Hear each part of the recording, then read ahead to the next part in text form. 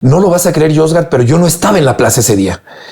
Yo estaba vetado por Televisa y por el empresario Rafael Herrerías y lo estaba viendo en la televisión. Lo estaba viendo en la televisión con mi hermano y yo siempre de niño, y quizá no soy la única persona que ha ido a los toros que a lo mejor en su peor pesadilla se imagina que el toro brinca a donde está el público, cosa que ya había ocurrido antes en la historia del toreo. En Cadereyta, Nuevo León, en España, hay fotografías y hay grabados antiquísimos de un toro brincando. Hay por ahí un grabado antiquísimo del toro trepado en el graderío y la gente corriendo.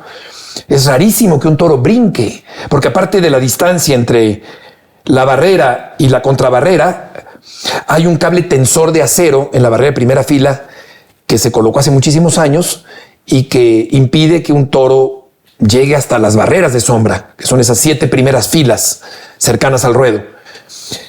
Y esa pesadilla que yo tenía de niño se hizo realidad con el brinco de Pajarito, que se apoya exactamente con las patas traseras en la barrera, en la parte alta de las tablas, digamos, y se impulsa y llega a donde está el público. Entonces fue una cosa tremenda de pánico. No me puedo imaginar la gente que estaba ahí, como lo que habrá sentido, huyendo despavorida. Llama la atención que muchos no sueltan su vaso de cerveza. No sé, hay una explicación psicológica de que en vez de tirarlo y correr, la gente no suelta el vaso. No sé si por asirse a un objeto y sentirse más segura la gente. Pero el caso es que hay mucha gente que mantiene su cerveza en la mano durante todo el tiempo que está Pajarito ahí merodeando. Y tengo la teoría de que los descansabrazos de los asientos de las barreras iban deteniendo un poco la avanzada de Pajarito, hasta que logran darle muerte ahí en el tendido. Hay una cornada, una señora Julieta Gile del Ordui, en el bajo vientre, una pequeña cornada, y un señor yucateco, García Lavín, que en su instinto de conservación se lanza hacia el callejón y cae de mala manera y muere meses después. O sea, sí hay una víctima indirecta de Pajarito. Un toro de la ganadería de Cuatro Caminos que bueno, pues sí, sembró el pánico. La corrida continuó. Yo pensé que iba a terminar la corrida en ese momento, que iban a suspender la corrida, pero la corrida siguió y hasta que terminó. Pero sí, me invitaron los ganaderos de Pajarito, los dueños de Pajarito, a escribir un libro con todas las repercusiones a nivel mundial del salto del toro, no únicamente como un evento taurino, que de por sí se considera que un toro que brinca es manso. Aquí no parece haber sido manso, sino que se le acabó el terreno y pues brincó, pero no por huir, sino por el propio impulso de la carrera al salir de la puerta de Toriles. Entonces brinca el toro y efectivamente hicimos un libro, El vuelo histórico de Pajarito, años después. Wow. Sí. Sí. ¿Y por qué te tenían vetado? Bueno, bien, estás haciendo periodismo, Josgar. Eso, muy bien. Sí, pues claro, era la pregunta obligada. Fíjate que cuando yo me he salido un poco en esa época del año 2005, de lo que el empresario quiere escuchar, yo pues me salgo un poco del huacal cuando hay cosas que, hombre, trato de ser lo más positivo posible, pero sin perder un elemental sentido crítico, porque aparte la gente está viendo en televisión lo que está ocurriendo. Y no hubo una crítica en particular, pero sí alguna serie de críticas mías a algo que yo consideraba que no estaba bien hecho, que estaba ocurriendo, y fui de repente vetado un tiempo, como un año, y ahí se atravesó lo del toro Pajarito.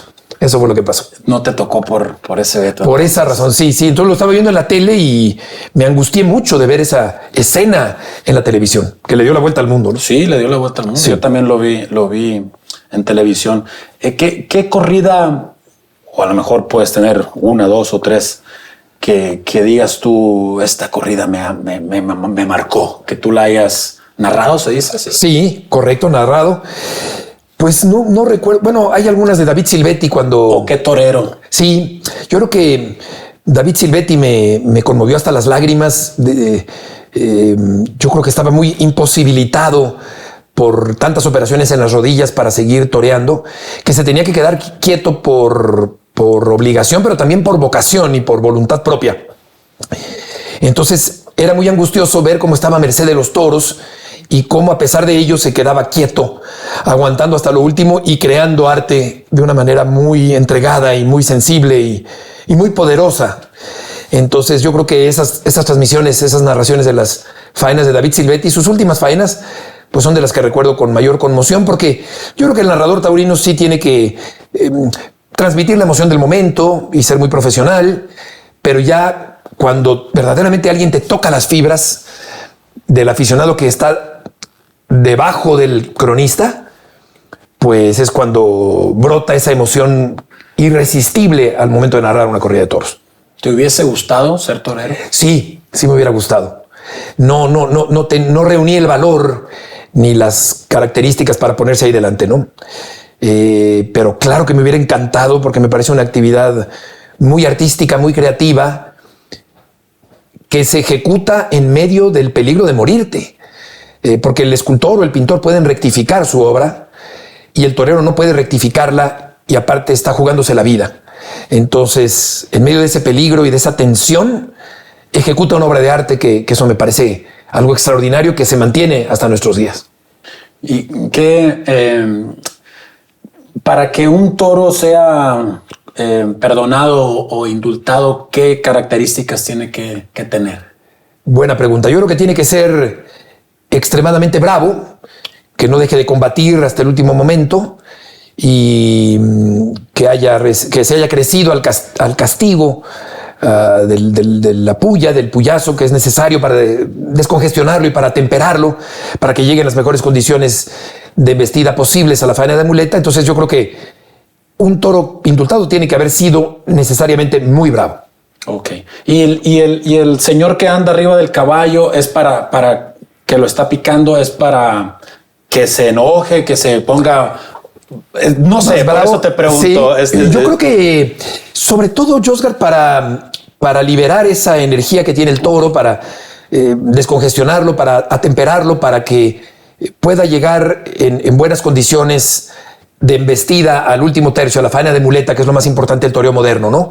Que no llegue con demasiados ímpetus, vamos a decirlo así, lanzando derrotes, incomodando al torero, sino de una manera en que sin perder esa bravura y esa cometividad y esa fuerza y ese instinto de pelea, pues a la vez permita con su nobleza combinada con esa bravura que se le toree bien y que se le toree a gusto por parte del torero. Okay.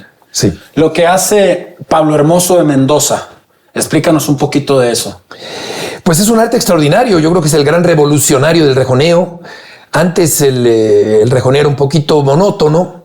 Se despreciaba mucho y se decía, ay, vamos a tener que soplarnos al caballito antes de empezar la corrida de los tres toreros de a pie. Y era como un prólogo, a veces intrascendente, con muchos tiempos muertos, un tanto entrecortado. Y este hombre perfeccionó el arte del rejoneo. Lo hizo más dinámico, lo hizo más ágil, lo hizo más frontal, lo hizo más espectacular. Y pues claro que hay un antes y un después del rejoneo con la llegada de Pablo Hermoso de Mendoza. ¿Algún ídolo en el toreo? Pues admiro mucho a algunos toreros. He admirado mucho a Manolo Martínez, a David Silvetti, a Morante de la Puebla, a José Tomás. Yo te diría que esos son toreros que he admirado mucho. Quizá no a un nivel de idolatría, pero sí de una profunda admiración. Ok. Sí. Espectacular. Mejor plaza en la que hayas estado experimentando o narrando o simplemente de aficionado. Yo creo que la Plaza México para mí es como mi segunda casa, es donde he estado tantas veces como aficionado y como espectador y luego como narrador. Conozco perfectamente todos los rincones y los pasadizos y las rampas y los túneles. Y he estado sentado en barrera de primera fila o en la fila más alta de sombra general. Conozco muy bien la Plaza México, pero yo creo que la Plaza de Sevilla tiene un arte especial. La Plaza de Madrid también es imponente, pero la de Sevilla tiene el público tiene mucho gusto, mucha sensibilidad, mucho tacto. Exige, pero sobre todo goza, disfruta, paladea lo bien hecho. Es un público muy con mucho paladar, con paladar para disfrutarlo bien hecho en el ruedo. El público de Sevilla, es muy bonito ver toros ahí. Y el tema este de la pamplonada, ¿te gusta o de qué se trata eso?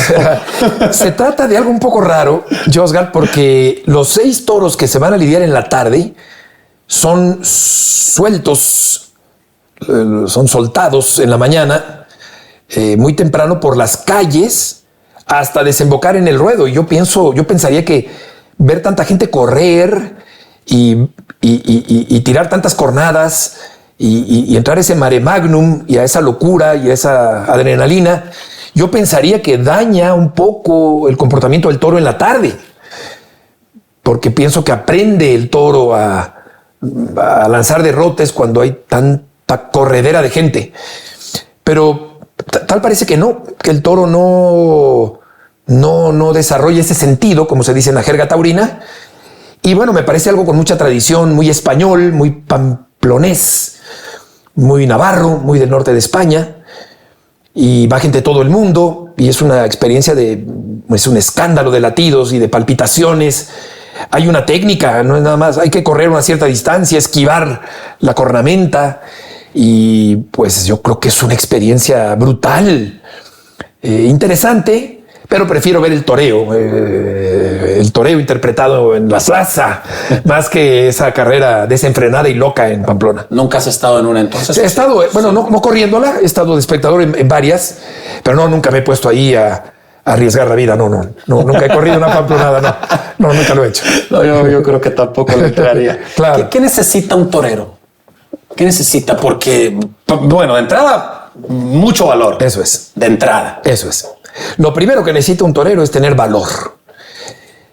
Y yo creo que hay muchos seres humanos que tienen el valor de ponerse delante de un toro.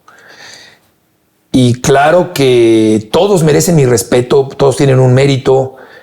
Es muy difícil hacer eso. Hay muy pocas figuras del toreo en la historia del toreo. Pero yo creo que ese valor pueden tenerlo muchos seres humanos que son toreros y que tienen la vocación de ser toreros. Pero yo creo que lo más difícil es el valor sereno, el valor que no se nota, el que no hace evidente su miedo y torea como si no tuviera miedo.